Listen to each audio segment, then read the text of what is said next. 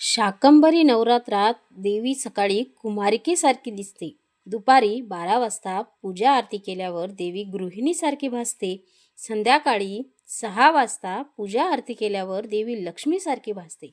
तर नमस्कार, श्री स्वामी समर्थ. तुमच्या सगळ्यांचे माझ्या चॅनलमध्ये खूप खूप स्वागत आहे.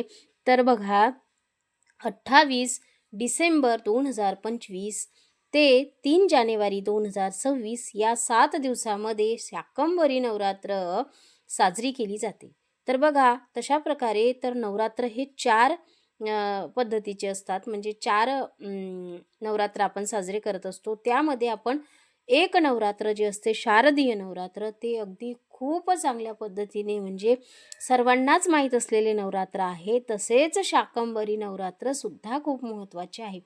काही घरामध्ये शारदीय नवरात्र केले जाते, चैत्र नवरात्र केले जाते, तर गुप्त नवरात्र आणि शाकंभरी नवरात्र हे केले जात नाही. पण वर्षभरामध्ये 4 नवरात्र येत असतात, जे आपल्या कुळदेवीच्या सेवेसाठी खूप महत्त्वाचे असतात. तर प्रश्न उद्भवतो की आजपर्यंत आमच्या घरी शाकंभरी नवरात्र केलेले नाही, तर मग काय करावे? तर आपण सेवा करू शकतो. कारण आपल्या कुळदेवीची सेवा करण्यासाठी कोणत्याही दिवशी आपण सुरुवात करू शकतो. तर तसं तर पाहायला गेलं तर नामस्मरण आणि देवीची आराधना, उपासना, पूजा तसेच तिला आठवण करणे हे रोजच आपण केले पाहिजे. कारण कुळदेवीचा आशीर्वाद आपल्या घरावरती सदैव असणे खूप महत्त्वाचे असते.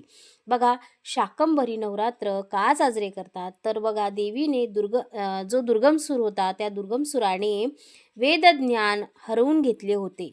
तर देवीने ते त्याच्यासोबत युद्ध करून आणले होते.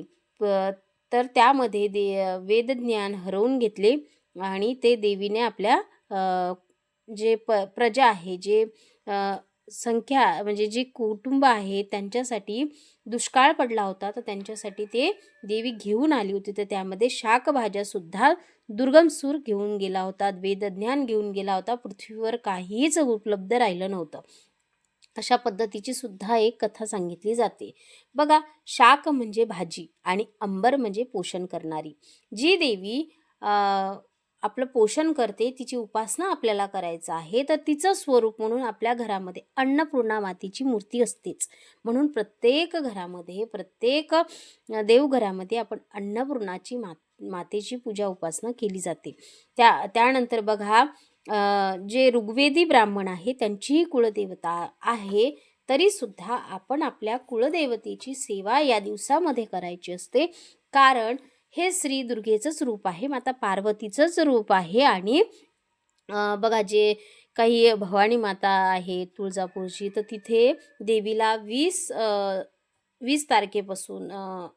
तारखेपासून ते 28 तारखेपर्यंत मंचकी निद्रा दिली जाते. कुलदेवीला सुद्धा ह्या शाकंभरी नवरात्रीचा उत्सव खूप मोठ्या प्रमाणात साजरा केला जातो. म्हणून आपल्याला सुद्धा या काही दिवसामध्ये शाकंभरी देवीची पूजा उपासना करायची आहे. म्हणजे काय करायचं आहे? जर आपल्या घरामध्ये जर आपण अखंड दिवा लावत नसाल तर, म्हणजे बघा, काही घरामध्ये देवघरामध्ये अखंड दीप चालूच असतो. पण या दिवसामध्ये, या 7 दिवसामध्ये आपल्याला देवीची उपासना पूजा करून देवीच्या नामस्मरणार्थ एक अखंड दीप प्रज्वलन करायचं आहे. त्यानंतर बघा, आता आपण सेवेला जर सुरुवात केली, समोरचे लोक करतील की नाही याचा खूप आपल्याला टेन्शन असते. पण आपण करत आहोत तर नक्कीच ते करतील. कारण आपलंच निरीक्षण हे मुलं करत असतात. आपल्या घरातील जे मुलं आहेत ते आपलंच निरीक्षण करत असतात. त्या कारणाने आपण ही सेवा आवर्जून केली पाहिजे.